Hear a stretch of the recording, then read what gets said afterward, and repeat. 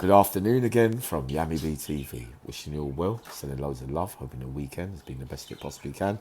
And I'm having long thoughts today, which is always good. And I was thinking back as well, again, to a particular member of staff in a prison setting that was bringing stuff in, and the power that he felt he held over all the inmates was quite something to see. I know. Have you ever met somebody and on the first day that you know something's not quite right? I mean, they've looked at me a few times and thought the same thing along the years. But you know, when you just know straight away where you're not going to get on with someone. No good to judge, never to, underestimate and make big decisions on the first moments when you meet somebody. But in general, over the years, I think my percentage ratio is quite high. When I meet someone, I think, oh no, not one of those ones. And on this time here, it was definitely that. So yeah, you got a geezer, call him Mr. D, and I bumped into him. So you just get back, just got recalled to prison, and I needed a phone call because when you come in, the phone, the pin numbers and whatnot might not be sorted. So I walked up to him and said, look, can someone send me to you? Can you give me a phone call? So he's landing officer at the time, but he's watching me while I'm on the phone, and he's listening, but I can see his face bending this way and bending that way, and I'm thinking this geezer don't like me. But then you got to work out why it is that you just don't feel that way towards somebody on the first meeting, because the majority of the times when I meet someone, it's always, love kind of thing. But when you're in that job, you can be the bad apple out of a whole bunch, but it can cause so many problems. And you think you're above the law. You get so used to making your money and coming in and dropping off that, and the couple of people that you're dealing with, you think they're the biggest gangsters in the world, and I'm safe with them, really. But you, again, it's a using game. You're using them for the money, for the link, and then they're gonna be getting the best they can out of you so that they can make their money inside too. But particular men like this one, along the years, sorry to say, not that I was any good myself, but the way that he used to run the landings, like really, you're an officer, but you're a gangster, really, in the cold light of day, because you're behaving like you're a road street man, and you're wearing a uniform.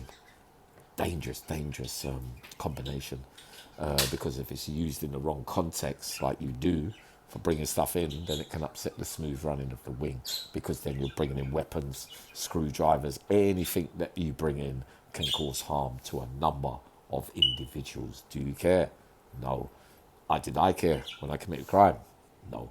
You've got to be honest. So you're doing it purely financially and thinking you're smart and you can get away with what you want, really. But we all know at the end of the day, the truth shows itself out in the end. That in the end, you get captured too. You go for bigger and bigger things as the more confident you get, so that your money is getting larger and larger. And you can look at, and because remember this, when you hold that kind of power as a member of staff, you look through people's files and all the write-ups that have been happening over the years and years, and all the information that you need, you get access to that. So then you can start using that against other inmates just because somebody else said that on a previous thing. But remember, all these things that are written down are opinions of what officers see or whatever, or incidents that happened. They're reported by somebody else and they're written down, but they might have not been there themselves to make full judgment. So they have to go on what they write sometimes is what other people have told them. And then you're going to go, oh yeah, that happened, this happened. Oh, what about in there?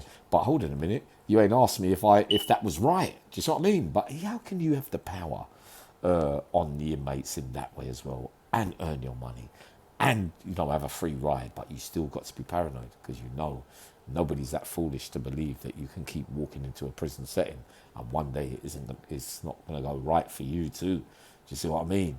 But it's the arrogance and the attitude and the power thing again that comes into play, and in the wrong hands it can really seriously go wrong.